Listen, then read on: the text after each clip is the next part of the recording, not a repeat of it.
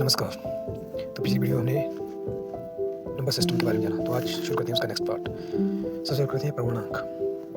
पूर्णांक कोई भी संख्या जो पॉजिटिव और नेगेटिव दोनों होती है, जीरो को मिलाकर, तो उन सभी संख्याओं को पूर्णांक कहते हैं। उन सभी अंकों को हम पूर्णांक कहते हैं। फिर बात करते हैं प्राकृतिक संख्याओं की।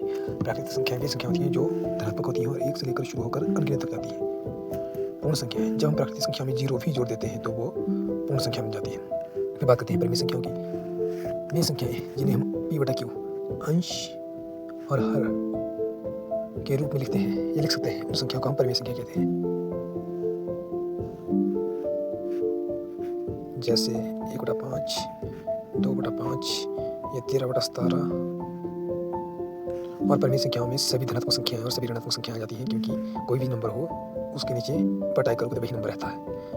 तो इसलिए सभी संख्याएं पूर्ण संख्याएं भी होती हैं, जीरो को छोड़कर, चाहे धनात्मक हो या ऋणात्मक हो।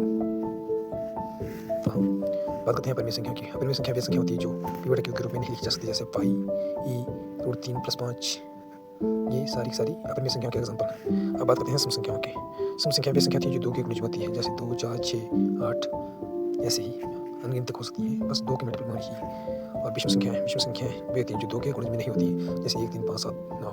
अब एक बात ध्यान देने वाली है कि सम संख्या हो या विषम संख्या है, हर सम संख्या और विषम संख्या के बीच में, मतलब 2 क्रमागत विषम संख्याओं और 2 क्रमागत सम संख्याओं के बीच में सिर्फ 2 का ही अंतर होता है। ये बात याद रखना।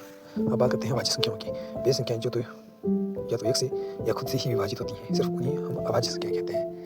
अभाज्य संख्याओं के केवल 2 ही गुणनखंड बनते हैं, एक तो स्वयं संख्या और एक जैसे 5, 7, 11, 13, 17।